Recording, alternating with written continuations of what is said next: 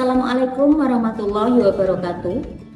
Om Swastiastu, Namo Buddhaya, salam kebajikan, salam sejahtera bagi kita semua.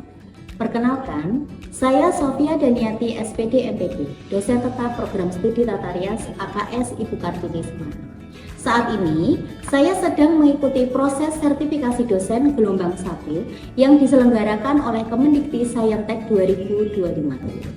Saya akan melakukan penyusunan dokumen pernyataan diri dosen dalam unjuk kerja Tridharma Perguruan Tinggi atau PDD UKT-PT di bidang pengajaran. Saya mengajar mata kuliah Rias Fantasi di semester genap tahun 2024-2025 dengan bobot 3 SKS yang terdiri dari 60% praktek dan 40% teori dengan 16 kali pertemuan, di mana 2 pertemuan diantaranya yaitu UTS dan UAS. Adapun deskripsi mata kuliah Rias Fantasi yaitu, mata kuliah ini merupakan mata kuliah teori dan praktek yang akan memberikan pengetahuan dan keterampilan bagi mahasiswa tentang Rias Fantasi dengan berbagai macam tokoh dan karakter sesuai dengan tema untuk menampilkan watak tertentu bagi seorang pemeran di panggung, yaitu tema Rias karakter orang tua, tema Rias karakter horor, rias karakter hewan, rias karakter ras, body painting, rias wajah fantasi, sanggul, headpiece, busana, dan pelengkapnya. Pada mata kuliah Rias Fantasi, mahasiswa akan diperkenalkan alat dan kosmetik yang digunakan untuk rias fantasi, khususnya cat body painting, sehingga mahasiswa akan mampu menciptakan kreasi rias dan inovasi riasan yang mengikuti perkembangan zaman. Mata kuliah Rias Fantasi diselenggarakan dengan pendekatan student center yang menekankan peran aktif mahasiswa dalam proses pembelajaran melalui diskusi interaktif, presentasi, dan praktek langsung di kelas. Metode pembelajaran yang diterapkan pada mata kuliah Rias Fantasi bersifat aktif dan partisipatif. Di antaranya yaitu, yang pertama adalah ceramah interaktif. Ceramah interaktif diberikan agar mahasiswa mampu memahami secara konseptual tentang teori Rias Fantasi. Kemudian yang kedua adalah diskusi kelompok. Diterapkan dengan mengarahkan mahasiswa untuk observasi secara langsung terhadap objek atau fenomena, diikuti dengan menganalisa dan mendiskusikan secara kelompok sehingga mendorong mahasiswa untuk aktif dalam mengamati, mengumpulkan informasi dan menarik kesimpulan berdasarkan bukti yang ditemukan. Kemudian yang ketiga adalah demonstrasi agar mahasiswa dapat memahami materi secara konkret dan mengembangkan keterampilan mahasiswa. Dan yang keempat adalah praktikum di bengkel kerja untuk memberikan pemahaman dan keterampilan praktis mahasiswa tentang teknik sesuai materi yang ada pada mata kuliah Rias Fantasi. Untuk media pembelajaran pada mata kuliah Rias Fantasi meliputi buku petunjuk praktek, RPS, dan PowerPoint. Capaian pembelajaran lulusan mata kuliah Rias Fantasi yaitu, yang pertama, mampu mengolah dan memadukan warna sehingga memiliki harmonisasi warna yang baik dan benar serta menjadikan warna sebagai fungsi artistik praktis pada tata rias dan kecantikan. Yang kedua, mampu membuat ilustrasi gambar untuk mode, busana, rias wajah, penataan rambut, badan, dan rias sesuai dengan tema. Yang ketiga, menguasai pengetahuan tentang kosmetik dan kegunaannya. Dan yang keempat, mampu merias wajah khusus, rias wajah cantik, make up fantasi, dan make up karakter untuk tata rias wajah panggung, televisi, dan film. Untuk capaian pembelajaran pada mata kuliah yang diharapkan antara lain, memahami konsep rias fantasi secara religius, jujur, kreatif, dan bertanggung jawab, menuangkan konsep ide dalam bentuk desain, menganalisa gambar watak yang diinginkan dan mewujudkan gambaran watak tersebut, kemudian memahami kegunaan alat, bahan, dan kosmetik pada rias fantasi, melaksanakan persiapan area kerja, persiapan diri, persiapan klien, serta melaksanakan langkah pekerjaan sesuai dengan SOP.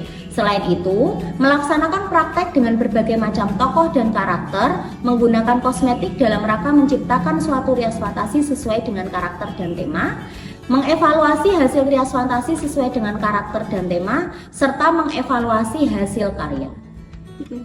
Adapun materi pembelajaran yang ada pada mata kuliah Rias Fantasi meliputi konsep dasar Rias Fantasi, mengembangkan sumber ide menjadi sebuah tema Rias Fantasi, penyelenggaraan pertunjukan seni, teknik Rias Fantasi berdasarkan watak, karakter, dan usia, teknik Rias Fantasi dengan karakter hewan, teknik Rias Fantasi dengan karakter horor, teknik rias fantasi dengan karakter komedi, teknik rias fantasi 3 dimensi, teknik rias fantasi dengan tema ras, suku, adat, dan teknik rias fantasi cross gender. Kriteria penilaian pada mata kuliah rias fantasi terdiri dari 4 komponen, yaitu nilai harian dengan bobot 50%, nilai UTS dengan bobot nilai 20%, nilai UAS dengan bobot nilai 20%, keaktifan dan kedisiplinan dengan bobot nilai 20%. Penilaian dilakukan secara objektif berdasarkan indikator seperti ketepatan dan penguasaan materi, partisipasi aktif dalam presentasi atau diskusi bersama, pengembangan sumber ide dan penentuan tema, pembuatan desain, penyusunan job sheet, pelaksanaan praktikum dengan memperhatikan persiapan kerja, proses, sikap kerja, hasil kerja, dan waktu penyelesaian. Rubrik penilaian disusun secara jelas dan terukur, dan hasil evaluasi disampaikan kepada mahasiswa sebagai umpan balik bagi mahasiswa untuk meningkatkan kompetensi mahasiswa. Dengan pendekatan dan metode pembelajaran yang diterapkan, saya berharap mahasiswa mampu berpikir kritis, kreatif, dan inovatif dalam berkarya sehingga siap menghadapi tantangan di dunia kerja. Baik, selanjutnya mari kita simak video pembelajaran mata kuliah rias fantasi. Assalamualaikum. Waalaikumsalam. Assalamualaikum warahmatullahi wabarakatuh. Waalaikumsalam warahmatullahi wabarakatuh. Selamat pagi semuanya. Pagi Bu. Sehat hari ini? Sehat. Sudah sarapan? Sudah. Jika sudah sarapan, ya kalian dalam keadaan sehat, bisa diharapkan di pertemuan kali ini, yaitu mata kuliah rias fantasi, kita bisa melaksanakan ya, atau mengikuti mata kuliah ini dengan lancar. Ya. Sebelum kita memulai perkuliahan, baiknya kita berdoa dulu. Ya, berdoa dulu.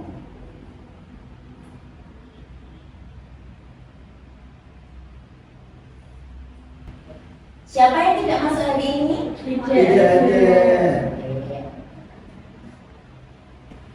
Oke, ya di pertemuan kali ini kita akan membahas tentang tema rias fantasi, ya. Tapi sebelum kita membahas lebih dalam tentang tema rias fantasi, Bu Sofi ingin bertanya, kira-kira ya pertemuan minggu lalu kita sudah membahas apa sih? Ya Bu, Oke, Mahesa? membahas tentang konsep dasar rias fantasi Bu. Oke, membahas tentang konsep dasar rias fantasi. Ya, kita flashback di pertemuan minggu lalu, ya, biar kita bisa sama-sama merefresh, ya. Jadi materi yang bisa disampaikan minggu lalu itu, bisa kita tahu lupa apa enggak nih kalian ya? Untuk pertemuan minggu lalu, kira-kira konsep dasar rias fantasi itu apa? Oke, Amalia.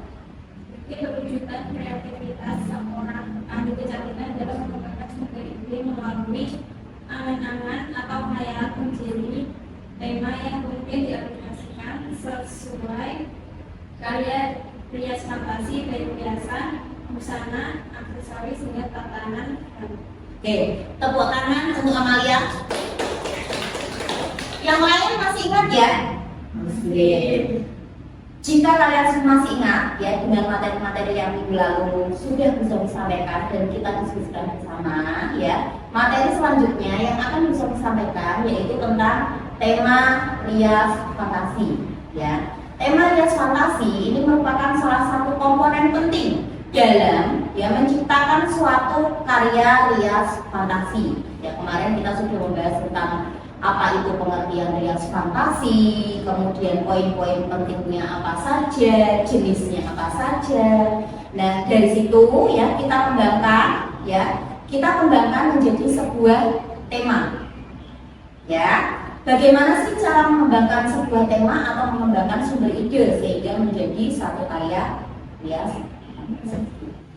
Subjek PMK dari materi hari ini yaitu mahasiswa mampu membedakan berbagai macam tema rias fantasi dan dapat menentukan bagaimana cara membentuk ya atau mengimajinasikan sesuatu sumber ide menjadi satu tema ya yang nantinya akan diaplikasikan ya menjadi sebuah karya rias fantasi.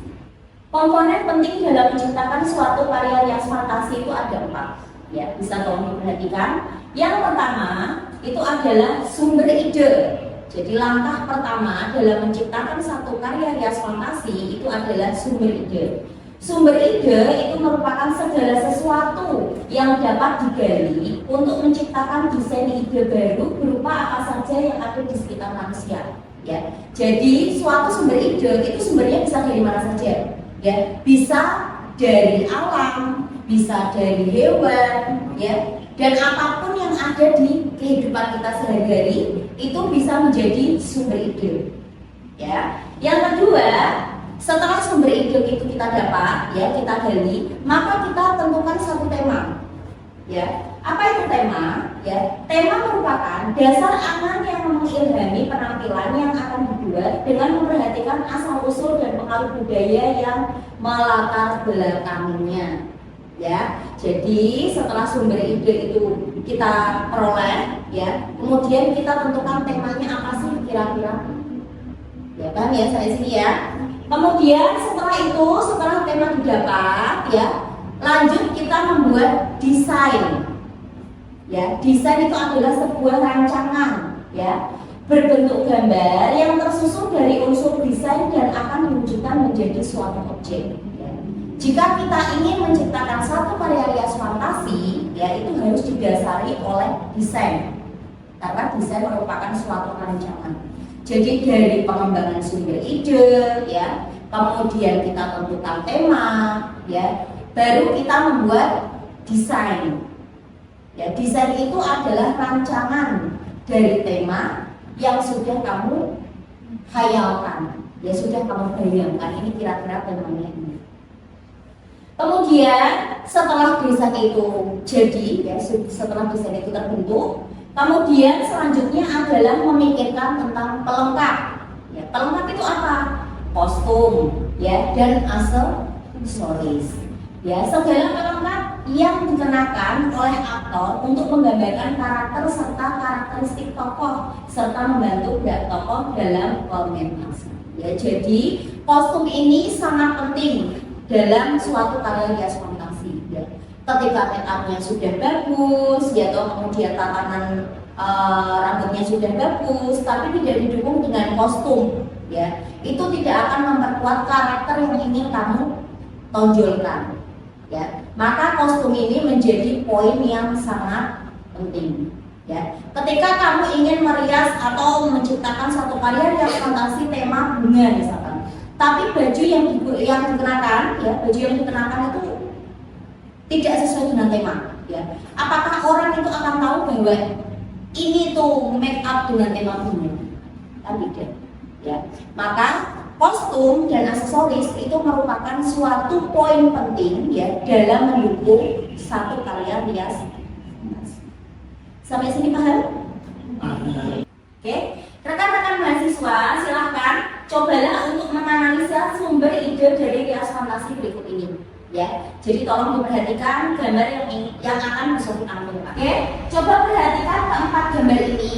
Ya, tolong diperhatikan dari gambar 1, 2, 3, dan 4. Ya. Ini adalah contoh gambar dengan berbagai macam tema. Penggolongan sumber ide dari keempat gambar tadi yang sudah kalian amati, ya, itu ada 4 penggolongan sumber ide. Yang pertama itu adalah legenda atau cerita rakyat, ya. Yang kedua histori atau sejarah. Yang ketiga adat atau suku tertentu. Dan yang keempat adalah benda alam. Ya, tolong diingat, ini ada 4 penggolongan sumber ide. Kita kembali ke gambar yang tadi. Oke, dari keempat gambar ini, setelah tadi bisa menjelaskan tentang penggolongan sumber ide, coba ditebak kira-kira mana yang histori, mana yang budaya, ya, mana yang alam, dan lain sebagainya. Coba.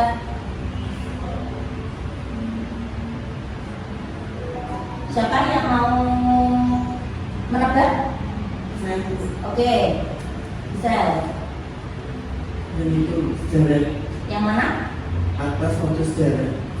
Atas pojok sejarah. Oke, kemudian selanjutnya ada yang setuju dengan desain?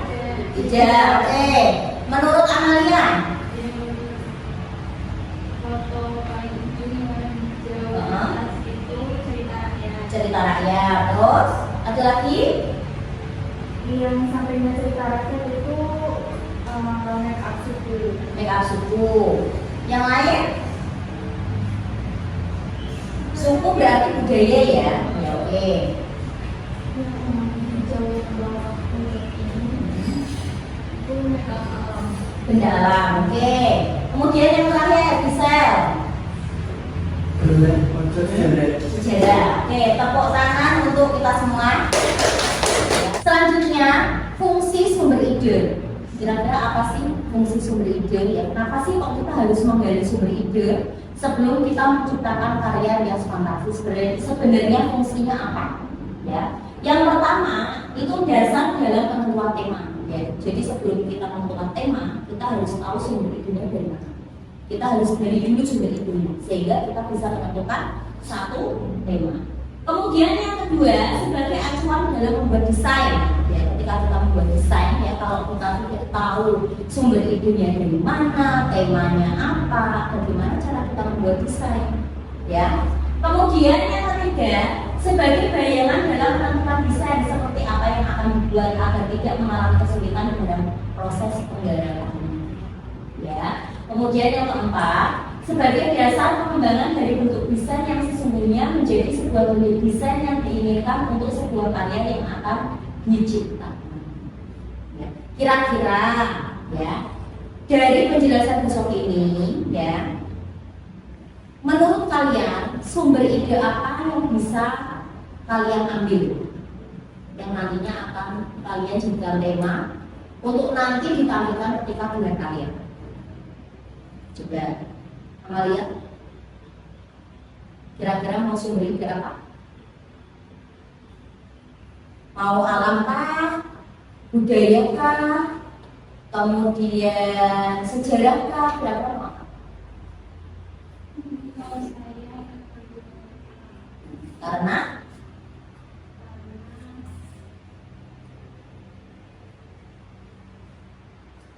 lebih mudah untuk dieksplor mungkin. karena alam Hmm. itu banyak jenis mungkin dari tumbuhan, bunga, tumbuhan itu kan banyak yang Oke, setelah kita membahas ya tentang bagaimana cara mengembangkan sumber ide, yuk kita coba sebutkan kembali kira-kira teknik pengembangan sumber ide itu apa saja. saya tuh Oke, stilisasi, stilisasi, kemudian ada lagi ya disformasi, selanjutnya ada lagi, oke, distorsi, yang terakhir informasi. transformasi. Oke, itu ada 4 teknik pengembangan sumber ide ya, yang tadi sudah disebutkan. Kira-kira ya dari keempat gambar ini ya, coba diperhatikan, kalian analisis ya, dianalisa, kita tebak gambar ya. Kira-kira dari keempat gambar ini mana yang termasuk teknik stilisasi, mana yang termasuk teknik disformasi, mana yang termasuk teknik transformasi, dan mana yang termasuk teknik distorsi. Ada yang bisa menebak? Saya dulu. Oke, bisa. Nomor 3 apa?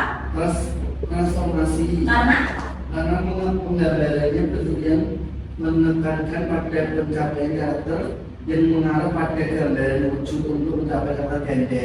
oke, untuk mencapai karakter ganda, kita bisa lihat di nomor 3 bahwa itu ada 2 perwujudan ya, tengkorak dan Cantik. cantik. Oke, selanjutnya, oke, Nila. Nomor 2 yaitu distorsi, Karena merupakan penggambaran untuk istilah yaitu oke, merupakan satu gambaran utuh yaitu Gatot Kaca. Oke, bagus. Yang ketiga, selanjutnya, oke, Mahesa. yang pertama Bu, stilisasi. Karena Menggambarkan suatu ornamen tertentu yang merupakan suatu simbol atau identitas dalam menggambarkan keindahan. oke, Pak. Oke. Menurut teman-teman yang lain, Mahesa salah berarti? Salah. Oke, berarti yang betul yang dijawab Mahesa itu yang mana? Nomor 4. Nomor 4. Karena menunjukkan keindahan. Kemudian kalau nomor 1 apa? Nomor 1 Disformasi. Karena dia hanya bagian yang Oke, tepuk tangan untuk kita semua. Jawaban kalian tepat sekali. Oke, dari materi yang tadi sudah bisa disampaikan, ya kira-kira ada yang mau ditanyakan? Saya dulu Oke, Gisel. izin bertanya, batasan apa yang perlu diperhatikan dalam menentukan tema restorasi? Oke, batasan apa yang perlu diperhatikan ya dalam menentukan karya hias fantasi? Oke, pertanyaan yang bagus. Ada yang bisa menjawab? saya dulu. Oke, Mila. Mungkin dari tujuan dan konteks acara tersebut. Dari tujuan dan konteks acara. Oke, ada lagi? Oke, Mungkin dari audiens yang ditonton. oke. Mila tadi menjawab tentang konteks acara. Ya, betul sekali. Ya, jadi satu karya hias fantasi itu punya batasan-batasan yang perlu kita perhatikan. Yang pertama itu adalah konteks acara. Ya, acara apa sih yang akan diselenggarakan? Perlombaan kah? Ya, acara teater kah? Ya, itu harus disesuaikan. Ya, itu yang pertama. Yang kedua, ya betul apa yang disampaikan oleh Mahesa, yaitu dari audiens. Kira-kira siapa yang menonton?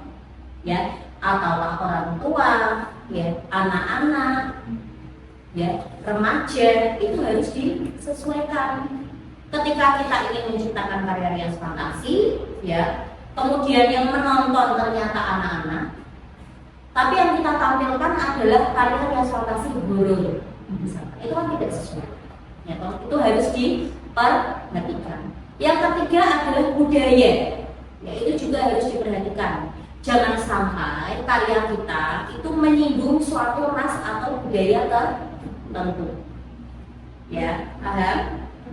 Oke, itu adalah hal-hal yang perlu diperhatikan dalam menciptakan satu karya hias fantasi. Sehingga kita tidak hanya menampilkan keindahan saja, tetapi kita juga harus memperhatikan hal-hal yang sekiranya ya sensitif. Paham? Sehingga ya tujuan kita menciptakan karya hias fantasi itu benar-benar untuk keindahan dan menghibur. Ya, selain itu ada lagi, selain tadi yang bisa disebutkan, yang tidak kalah penting adalah karakter. Ya, karakter itu juga harus diperhatikan. Ya, tidak bisa dipungkiri bahwa hias fantasi, ya, itu tujuannya adalah menciptakan satu karakter. Ya, jadi sesuai tema atau tidak karakter. Paham sampai sini? Ada yang mau ditanyakan lagi? Tidak dulu. Oke. Dari materi yang tadi kita sudah bahas bersama, ya kita sudah diskusi bersama, ya tentang bagaimana cara mengembangkan sumber ide. Tapi kita juga sempat menebak gambar, ya. Kemudian kita coba untuk menganalisa suatu gambar, menentukan gambar ini tema apa, gambar ini tema apa. Kita tadi sudah diskusi bersama, ya. Dari materi yang sudah bisa disampaikan, ada yang bisa menarik kesimpulan untuk materi yang sudah disampaikan hari ini? Oke, Amalia. Jadi kesimpulan materi kali ini yang bisa kita dapat itu ada dari sumber ide, tema, rancangan desain, hiasan wajah, kostum, dan aksesoris perlengkapan yang merupakan satu kesatuan yang tidak bisa dipisahkan dalam menciptakan karya hias fantasi. Lalu selain itu perlu diperhatikan juga watak, karakter, ornamen yang menjadi ciri khas untuk menciptakan karya hias fantasi tersebut. Oke, tepuk tangan buat Amalia. Itulah tadi kesimpulan ya yang bisa kita ambil bahwa sumber ide, tema, ya kemudian desain desain, riasan wajah, watak, karakter, aksesoris, ya, kostum, itu tidak bisa dipisahkan dari satu karya rias fantasi karena itu merupakan satu kesatuan. Ya. Maka ketika kalian ingin menciptakan karya rias fantasi itu harus memperhatikan komponen-komponen tersebut. Ya, sampai di sini sudah jelas semuanya? Sudah. Jika sudah jelas, ya, Bu Sofi akan beri tugas. Oke, Bu Sofi akan berikan tugas, ya. Yang tugas ini silahkan dikumpulkan minggu depan, ya. Tugasnya adalah yang pertama bentuk kelompok, ya. Satu kelompok, ya, itu bisa 5 orang, ya, bisa 3 orang, silahkan ditentukan sendiri.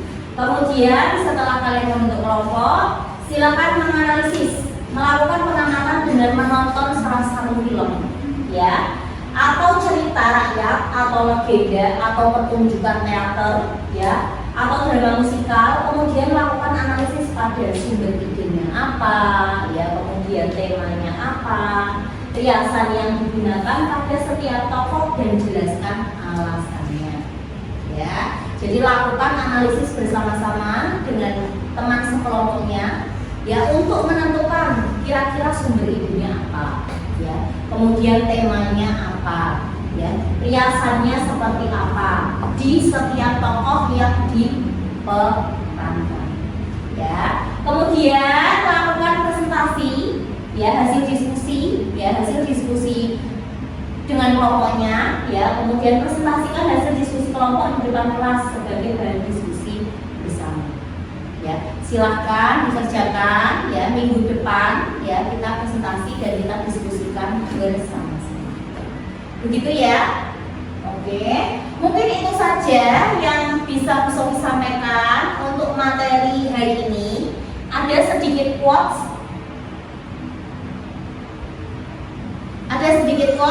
yang ingin Bu Sofi berikan. Yaitu yang pertama, jangan takut untuk berpikir di luar otak, ya. Pemikiran kreatif akan menghasilkan ide-ide yang brilian. Tepuk tangan untuk kita semua. Sekian untuk pertemuan hari ini. Kita ketemu minggu depan. Ya, wassalamualaikum warahmatullahi wabarakatuh. Waalaikumsalam warahmatullahi wabarakatuh. Demikian rekaman video pembelajaran mata kuliah Rias Fantasi di program studi Tata Rias AKS Ibu Kartini. Video ini merupakan salah satu syarat dalam penyusunan dokumen pernyataan diri dosen dalam unjuk kerja Tridharma Perguruan Tinggi atau PDD UKTPT bidang pengajaran. Semoga dapat menjadi pertimbangan baik dalam pengajuan Serdos Gelombang 1 tahun 2025. Terima kasih. Wassalamualaikum warahmatullahi wabarakatuh.